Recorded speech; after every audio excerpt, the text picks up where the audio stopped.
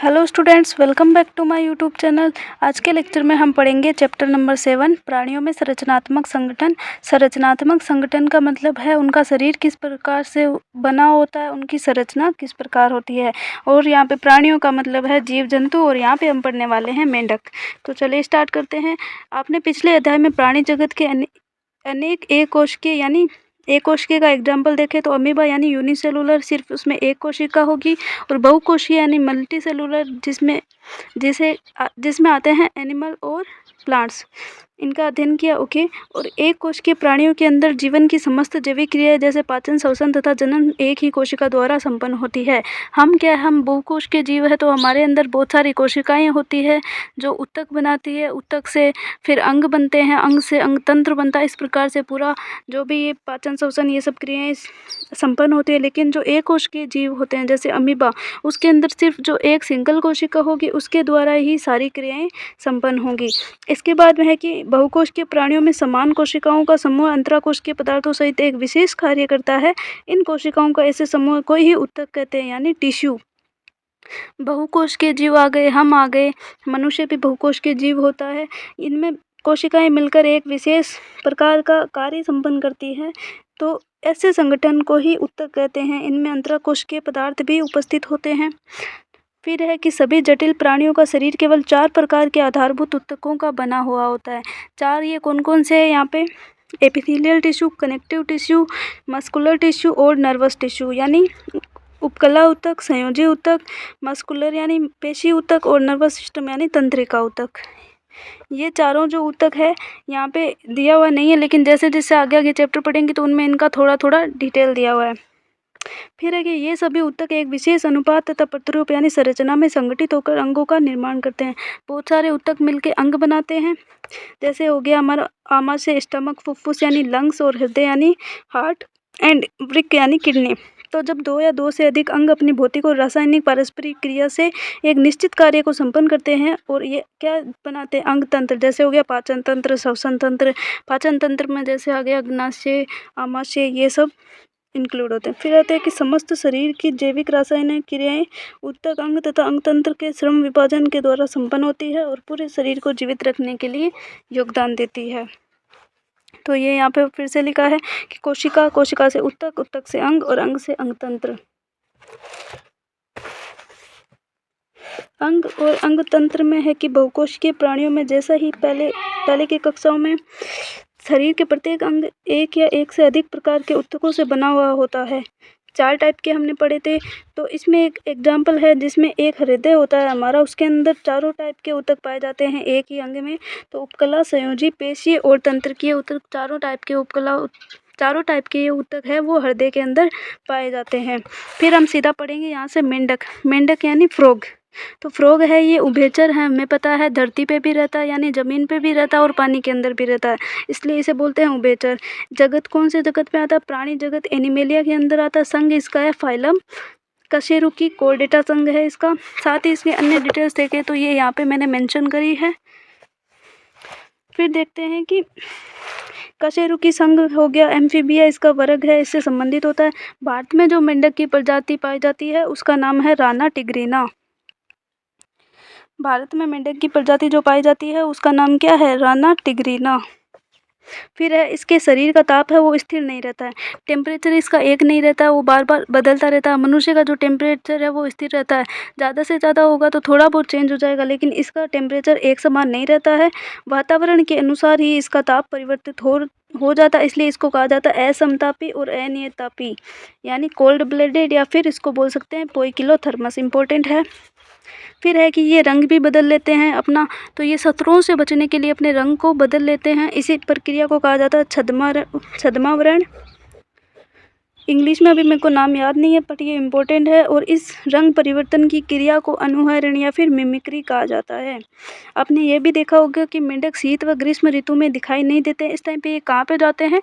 तो शीत के अंदर यानी सर्दी के अंदर वो चले जाते हैं शीत निष्क्रियता में, यानी हाइबरनेशन, और गर्मी में वो चले जाते हैं ग्रीष्म निष्क्रियता यानी एस्टिवेशंस।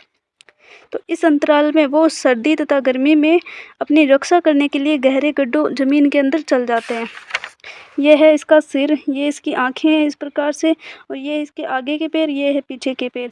मेंढक के जो पीछे के पैर है उन्हें बोला जाता है हिंड लिम्स, जो तैरने के काम आते हैं। जो आगे के पैर है वो कूदने में काम आते हैं, सो कब्जों का ये काम करते हैं।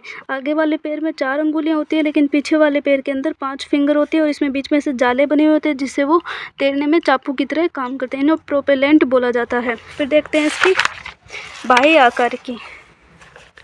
बाह्य आकार की का है कि यहाँ पे मेंढक की जो त्वचा है, बाहर से त्वचा देखते हैं सबसे पहले वो श्लेष्मा युक्त होती है, यानी उस पर म्यूकस होता है। हम हाथ लगा के भी देखते तो ऐसा गीला गीला सा दिखता है हमें पूरा वो, और इससे ढकी होने के कारण चिकनी और फिसलनी होती है। इसकी त्वचा सदैव आर्द्र रहती है, यानी नम। मेंढक की ऊपरी सतह धानी हरे रंग की होती है, यानी गहरा हरा रंग के कलर की होती है, जिसमें अनियमित धब्बे होते हैं। इसमें धब्बे भी दिखाई देते हैं दाग टाइप के। जबकि जो नीचे की सतह है ये हल्की पीली होती है, नीचे वाली हल्की पीली होती है, ऊपर वाली धानी हरे रंग की। अब इम्पोर्टेंट चीज़ फिर से है कि मेंढक कभी भी पानी नहीं पीता है, बल्कि त्वचा द्वारा इसका अवशोषण करता है। त्वचा के द्वारा ही उसको अब्जॉर्ब कर लेता है, पानी वो कभी नहीं पीता। फिर है मेंढक का शरीर सिर और धड़ में विभाजित रहता है। सिर इसका त्रिकोणीय होता है, यानी ट्राइंगल शेप। पूंछ और गर्दन इसमें नहीं होती है। मुख के ऊपर एक जोड़ी नासिका द्वार होते हैं। इसके जो मुख है उसके ऊपर नासिका द्वार होते हैं जिनसे वो सांस लेता है। आंखें उसकी बाहर की ओर निकली हुई, बाहर की तरफ। हमारी आंखें नॉर्मल दिखती है ऐसे, लेकिन जो मेंढक की आंखें वो बाहर की तरफ निकली हुई रहती है। आँख के ऊपर एक निमेषक पटल होती है, एक्स्ट्रा लेयर होती है। जैसे हमारे आँख के ऊपर पलक होती है, इसके ऊपर निमेषक पटल होती है। ये क्या करती है कि जल के अंदर आँखों का बचाव हो सके, इसलिए आँखों के दोनों ओर कान, टिम्पेनम या कर्णपटल उपस्थित होते हैं। निमेषक पटल है। पानी के अंदर जब ये जाता है, पानी के अंदर तैरता है, तो ये उसके ऊपर आ जाती है। पारदर्शी ये होती है जिसके आर पार भी वो देख सकता है। फिर इसके अंदर कान आते हैं मेंढक के अंदर दोनों ओर, तो ये पूर्ण विकसित नहीं होते हैं। कर्णपटल उपस्थित होते हैं बस, टिम्पेनम, जो क्या करते हैं ध्वनि संकेतों को ग्रहण करने का कार्य करते हैं ताकि उसको सुन सके। अग्र व पश्चपात चलने फिरने, टहलने व गड्ढा बनाने का काम आता है। जो इसके पैर है वो चलने फिरने, टहलने और गड्ढा बनाने में काम आते हैं। जो आगे के पैर उसमें 4 अंगुलियां होती हैं, पीछे वाले में 5 होती है। पीछे के पैर है वो लंबे और मांसल होते हैं, जबकि पश्चपाद की झिल्लीयुक्त अंगुली जल में तैरने में महत्वपूर्ण भूमिका निभाती है। मेंढक में लैंगिक द्विरूपता देखी जाती है, यानी नर और मादा मेंढक दोनों अलग अलग होते हैं। नर मेंढक में आवाज़ उत्पन्न करने वाले वाक कोश यानी वोकल सेक्स पाए जाते हैं, लेकिन ये फीमेल्स में नहीं होते हैं। अग्रपाद की पहली अंगुली में मैथुनांग होते हैं। ये एक टाइप से यहाँ पे इसके सेक्सुअल ऑर्गन है। ये अंग मादा मेंढक में नहीं मिलते हैं, तो हम बोल सकते हैं कि हम इसे देखकर पहचान सकते हैं नर और मादा कौन है। और जो मादा मेंढक है उसके अंदर वाक कोश नहीं होंगे और उसके अंदर मैथुनांग भी नहीं होंगे आगे वाली फिंगर में। फिर यहाँ पे शॉर्ट्स में देखें तो त्वचा यहाँ पे श्लेष्मा युक्त होती है, चिकनी, फिसलनी, आर्द्र और नम होती है। फिर अधर भाग देखें वेंट्रल तो हल्का पीला होता है। पृष्ठ भाग डोर्सल यानी धनी हरा ओलिव ग्रीन का होता है और गहरे रंग के धब्बे होते हैं। सिर और धड़ में इसका शरीर विभाजित रहता है, जबकि पूंछ और गर्दन इसमें अनुपस्थित होती है। मुख होता है फिर इसका ट्रायंगुलर शेप का दिखता है। एक जोड़ी इसमें नासाद्वार होते हैं। फिर इसमें सिंपल आई होती है जिसके साथ में एक निमेषक पटल भी होता है। टिम्पेनम यानी कान और कर्णपटल इसमें उपस्थित होते हैं। फिर इसमें आगे के पैर में 4 अंगुली होती है, पीछे के पैर में 5 अंगुली होती है। लैंगिक द्विरूपता देखी जाती है। वाक कोश और मैथुनांग सिर्फ जो मेल फ्रॉग है उसमें उपस्थित रहते हैं। ये डायग्राम अभी समझ आएगा। फिर है इसकी आंतरिक आकारिकी।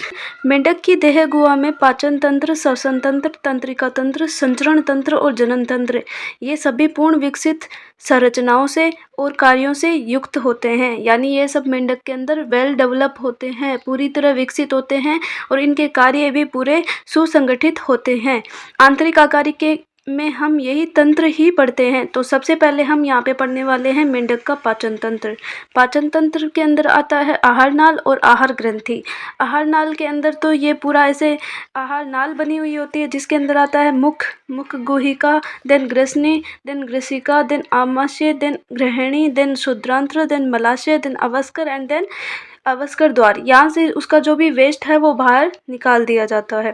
अब है पाचन ग्रंथियाँ, जो मतलब भोजन को पचाने में मदद करती है। तो इसमें आती है यकृत, लीवर, अग्नाशय, पेनक्रियाज और साथ में पित्ताशय भी आता है जो कि पित्त रस का स्रावन करता है।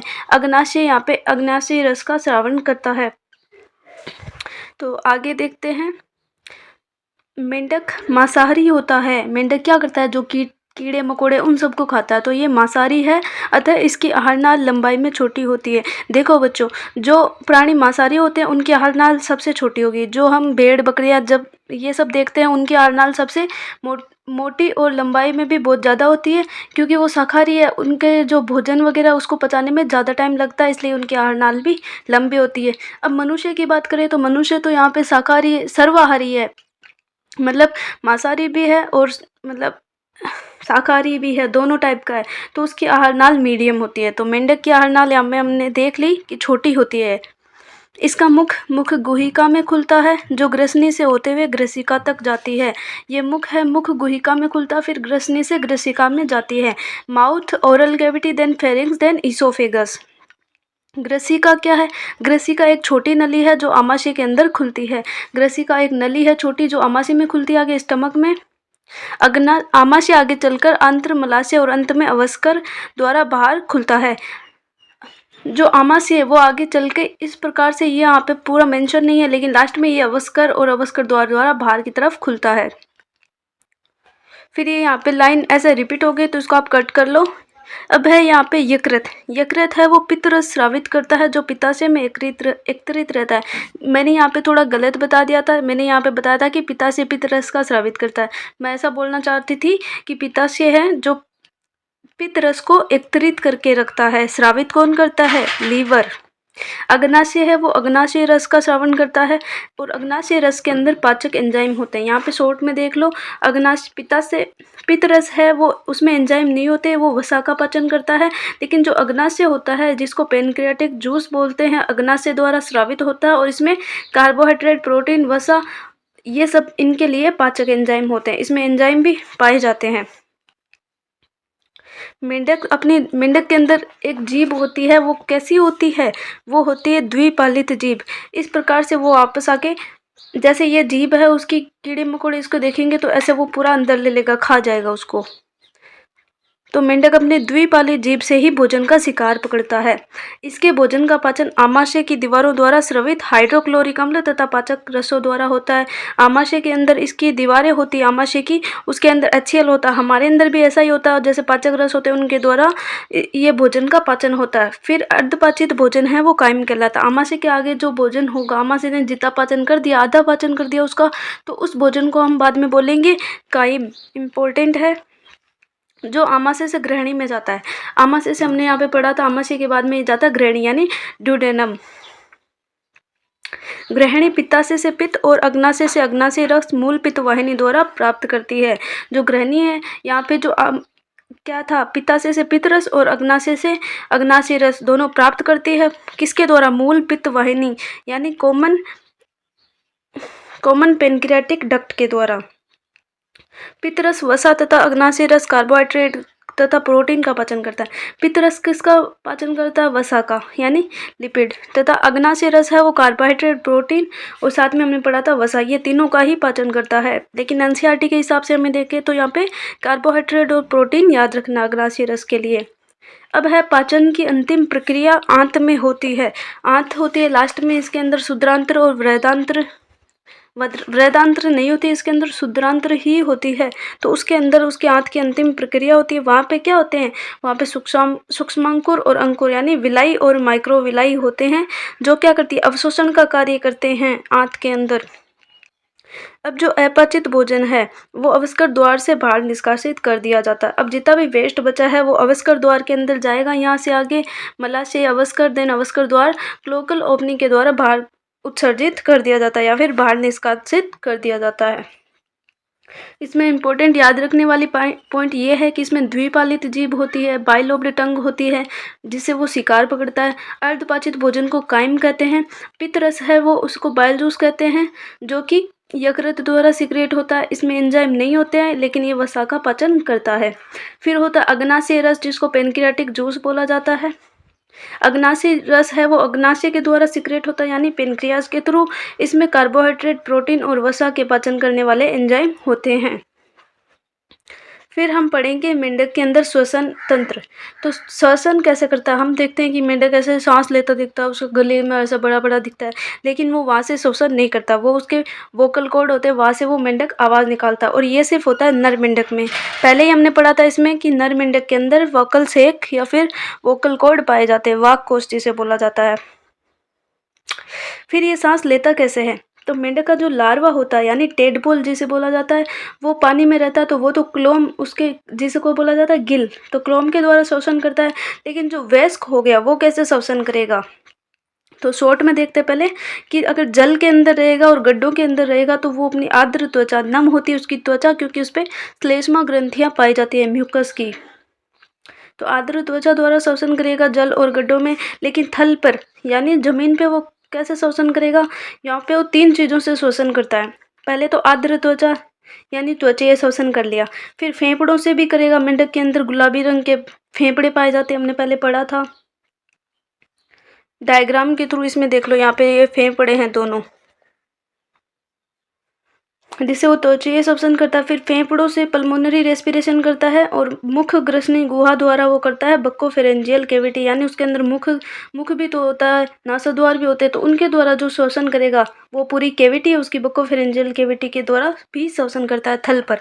तो शॉर्ट में देखते अब इसके एनसीईआरटी कि इसकी त्वचा एक जलीय श्वसनांग का कार्य करती है, इसे त्वचीय श्वसन कहते हैं।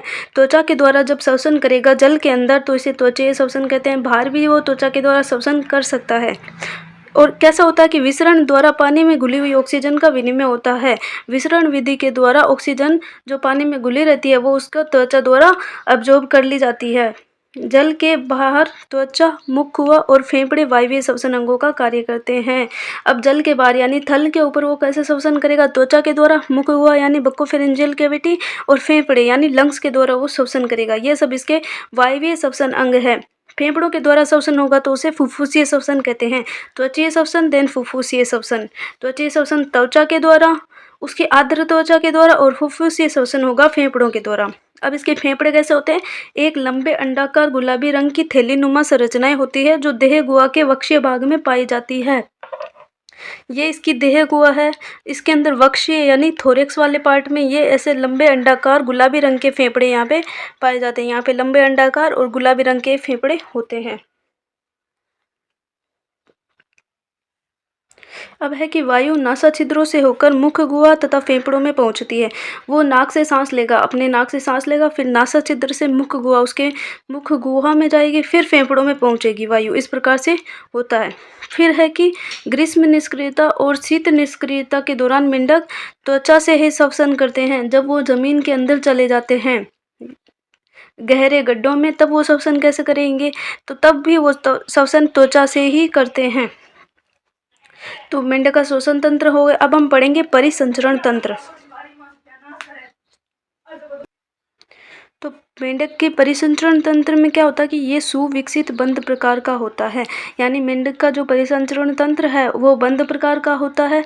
इसके अंदर भी मतलब जो आलिंद नीले वैसा कुछ पाया जाता है, इसलिए ये बंद प्रकार का है। इसमें लसिका परिसंचरण भी पाया जाता है, अर्थात ऑक्सीजन तथा विऑक्सीजन रक्त हृदय में मिश्रित हो जाते हैं।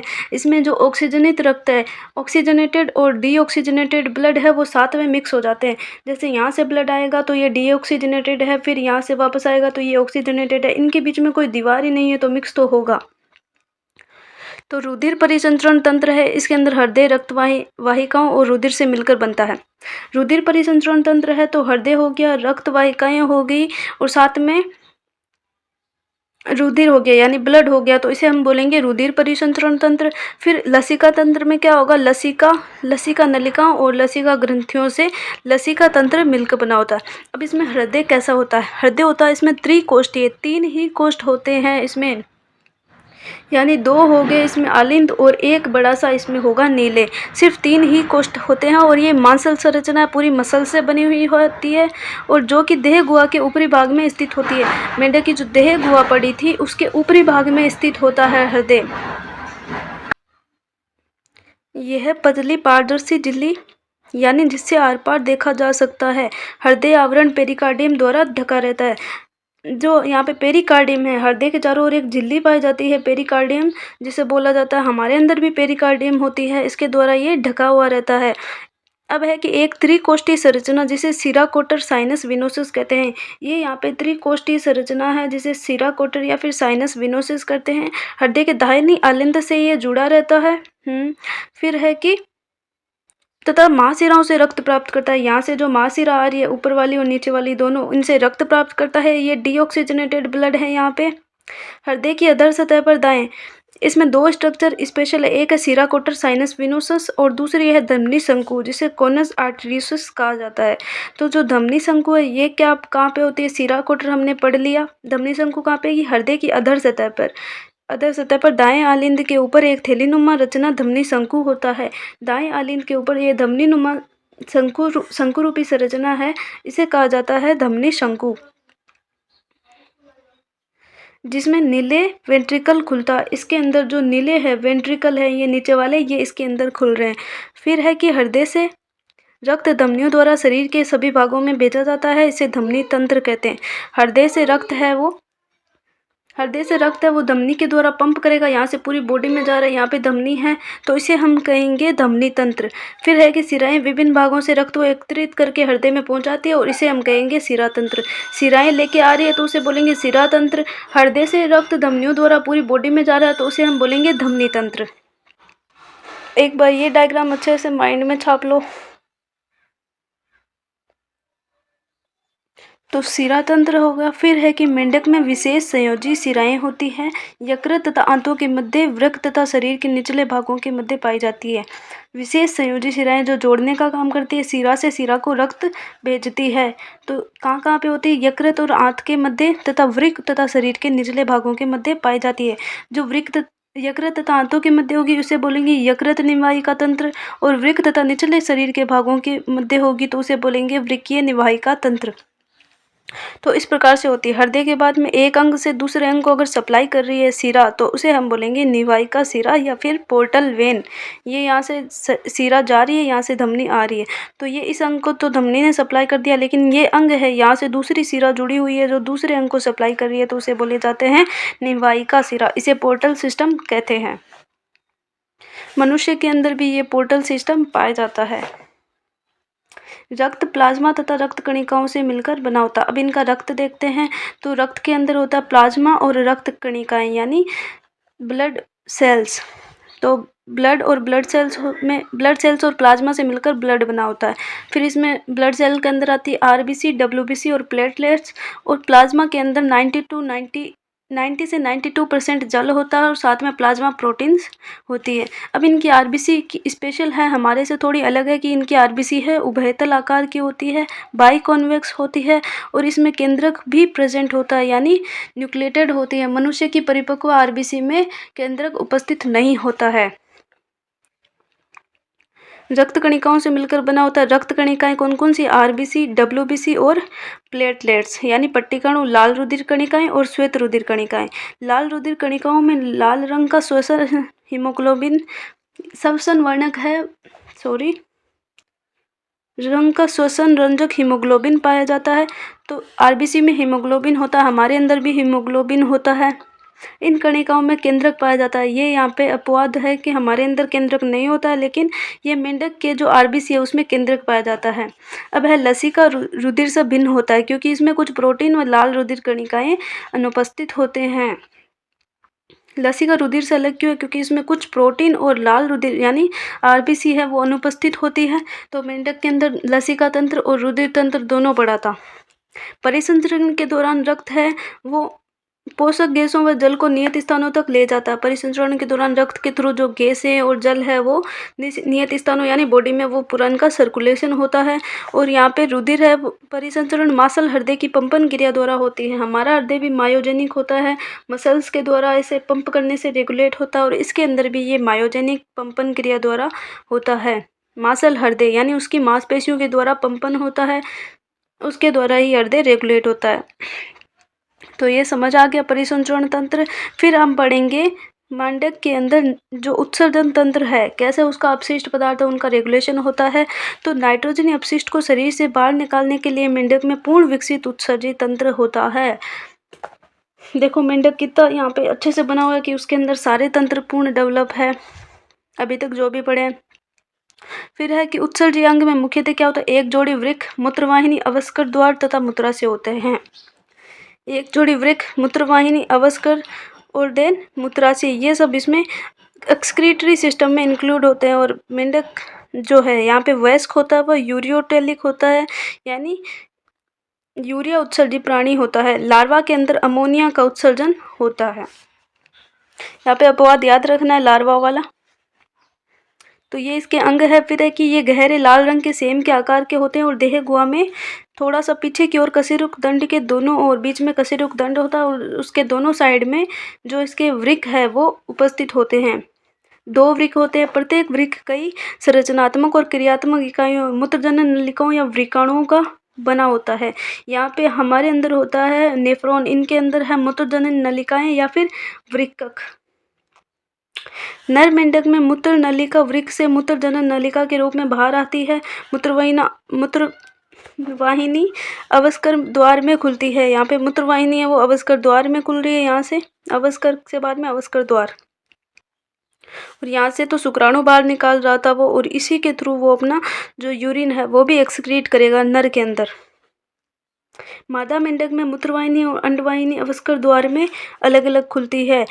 ये अवस्कर द्वार है, इसके अंदर मेल के अंदर तो मूत्रवाहिनी सीधा खुल जाएगी, और जो जिससे शुक्राणु भी ये अब बाहर निकाल रहा था मेंढक मेल के अंदर, लेकिन जो मादा मेंढक है उसके अंदर मूत्रवाहिनी एवं अंडवाहिनी अवस्कर द्वार में अलग अलग खुलती है। यहाँ पे अलग से होती है अंडवाहिनी के लिए। एक पतली दीवार वाला मूत्राशय भी मलाशय के अधर भाग में स्थित होता है। ये यहाँ पे मूत्राशय है जो कि अवस्कर में खुलता है, ये भी अवस्कर के अंदर ही खुल रहा है। यहाँ से मेंढक यूरिया का उत्सर्जन करता है, इसलिए ये यूरिया उत्सर्जी प्राणी है जिसे बोला जाता है यूरियोटेलिक, यानी यूरिया का उत्सर्जन करता है। उत्सर्जी अपशिष्ट रक्त द्वारा वृक्क में पहुंचते हैं, जहां पर ये अलग अलग कर दिए जाते हैं और उनका उत्सर्जन कर दिया जाता है। जो पहले अपशिष्ट पदार्थ है वो सारे वृक्क में पहुंचते हैं, फिर इनका यहाँ पे उनको अलग अलग कर दिया जाता है, देन उनका इस प्रकार से यहाँ पे अवस्कर द्वारा उत्सर्जन कर दिया जाता है। तो अब ये उत्सर्जन तंत्र पढ़ लिया। अब हम पढ़ेंगे यहाँ पे जो नियंत्रण और समन्वय तंत्र है, कैसे उसका ब्रेन और जो तंत्रिका तंत्र है, अंतःस्रावी तंत्र है, वो रेगुलेट करता है उसको। तो यहाँ पे अंतःस्रावी तंत्र यानी एंडोक्राइन सिस्टम और तंत्रिका तंत्र दोनों ही पाए जाते हैं, ये भी पूर्ण विकसित है। फिर है कि विभिन्न अंगों में आपसी समन्वय कुछ रसायनों द्वारा होते हैं जिन्हें हार्मोन कहते हैं। देख लो मेंढक के अंदर भी हार्मोन उपस्थित होते हैं, ये अंतःस्रावी ग्रंथियों द्वारा स्रावित होते हैं। हार्मोन कौन स्रावित करता है? अंतःस्रावी यानी एंडोक्राइन ग्लैंड्स। मेंढक की मुख्य अंतःस्रावी ग्रंथियां कौन सी है? पीयूष, पिट्यूटरी, आउटो यानी थायराइड, प्राउटो यानी पैराथायराइड, थाइमस, पीनियल, पीनियलकाय, अग्नाशय दीपिकाएं, और अधिवृक्क यानी एड्रिनल, और जनन यानी गोनेड्स। ये सारे यहाँ पे उसके अंतःस्रावी ग्रंथियाँ एंडोक्राइन ग्लैंड्स है। इनका अलग अलग हार्मोन सिक्रेट करके अलग अलग फंक्शन है, वो हम यहाँ पे नहीं पढ़ने हुए, इतना ही दिया गया है यहाँ पे। बस यहाँ पे एक चीज़ इंपॉर्टेंट याद रख लेना कि नीट में पहले पूछा हुआ है कि लार्वा होता है मेंढक का, जिसे टेडपोल बोला जाता है, वो वयस्क में रूपांतरित होने के लिए एक थायरोक्सिन नामक हार्मोन है जो थायराइड ग्रंथि द्वारा सिक्रेट होता है, इसके द्वारा ही वयस्क में रूपांतरित होता है। तो ये हार्मोन इसके लिए रिस्पॉन्सिबल है, इसको वयस्क बनाने के लिए। तो इस प्रोसेस को बोला जाता है कायांतरण या फिर मेटामॉर्फोसिस। और यहाँ पे मेंढक के अंदर एक चीज़ और है कि यहाँ पे हाइपोथैलेमस मेंढक के अंदर नहीं होता है। हमारे अंदर हाइपोथैलेमस होता है, मेंढक के अंदर हाइपोथैलेमस नहीं होता। अब पढ़ेंगे मेंढक का तंत्रिका तंत्र। तो तंत्रिका तंत्र के यानी मस्तिष्क और मेरुरज्जु केंद्रीय तंत्रिका तंत्र में आते हैं। परिधीय तंत्रिका तंत्र में कपाल और मेरु तंत्र आते हैं। स्वायत्त तंत्रिका तंत्र के अंदर आते हैं ऑटोनोमस नर्वस सिस्टम यानी अनुकंपी, और परानुकंपी यानी सिंपैथेटिक व पैरासिम्पैथेटिक का ये बना होता है। मस्तिष्क के अंदर 10 जोड़ी कपाल तंत्रिकाएं निकलती है। बहुत इंपॉर्टेंट है कि 10 जोड़ी मस्तिष्क के अंदर कपाल तंत्रिकाएं पाई जाती है। मस्तिष्क हड्डियों से निर्मित मस्तिष्क बॉक्स या फिर कपाल के अंदर रहता है। जैसे हमारा कंकाल बना हो तो उसके अंदर मस्तिष्क होता है, सर के अंदर जो कपाल होता है, इस प्रकार इसके अंदर भी कपाल होता है और उसके अंदर ही ये मस्तिष्क बॉक्स होता है, उसके अंदर उसका हेड या ब्रेन होता है। यह अग्र मस्तिष्क, मध्य मस्तिष्क तथा पश्च मस्तिष्क में विभाजित होता है। यहाँ पे देख लो कि पहले इनमें सीएनएस होता है, पीएनएस होता है और एएनएस। सीएनएस के अंदर ब्रेन और स्पाइनल कॉर्ड आ जाएगा, परिधीय के अंदर आएगा कपाल और मेरु तंत्रिकाएँ आ जाएगी।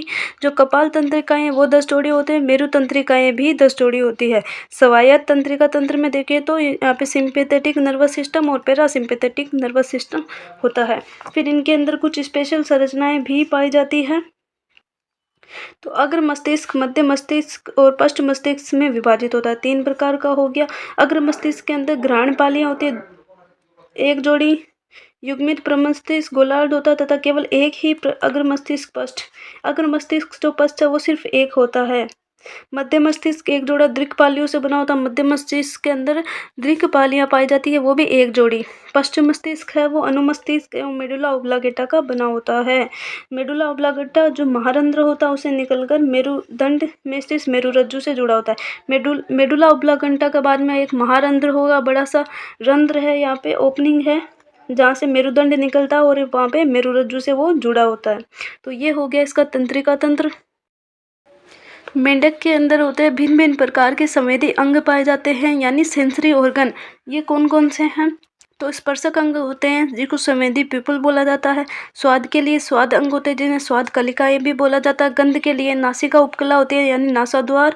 और दृष्टि के लिए नेत्र और सुनने के लिए उसके पास कान, कर्णपटय और आंतरिक कर्ण होते हैं। बाहर वाला कर्ण उसमें नहीं दिखता है।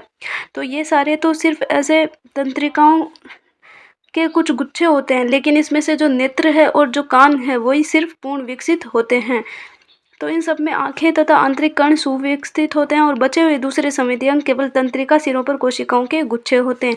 जहाँ पे तंत्रिका सिरा होती है वहाँ पे कुछ तंत्रिका कोशिकाओं के गुच्छे होते हैं जिनके द्वारा उनको थोड़ा बहुत सेंसरी ऑर्गन के द्वारा पता चलता है, लेकिन कान और आँख इसमें पूर्ण विकसित है। मेंढक में 1 जोड़ी गोलाकार नेत्र गड्ढों में स्थित होते हैं। गड्ढों के अंदर ऐसे 1 जोड़ी गोलाकार नेत्र होते हैं। ये साधारण यानी सिंपल आई होते हैं और ये बाहर की तरफ ऐसे निकले रहते हैं थोड़े। मेंढक में बाह्य कर्ण अनुपस्थित होता है, केवल कर्णपटय ही बाहर से दिखाई देता है। उसमें ऐसे छेद सा दिखाई देता है, बस बाहर से हम जितना हमारा ईयर पिन्ना होता है वो उसमें नहीं उपस्थित होता। कर्ण एक ऐसा अंग है जो सुनने के साथ साथ संतुलन का भी काम करता है। वो उसको सुनेगा, साथ में बॉडी बैलेंस का भी काम करेगा।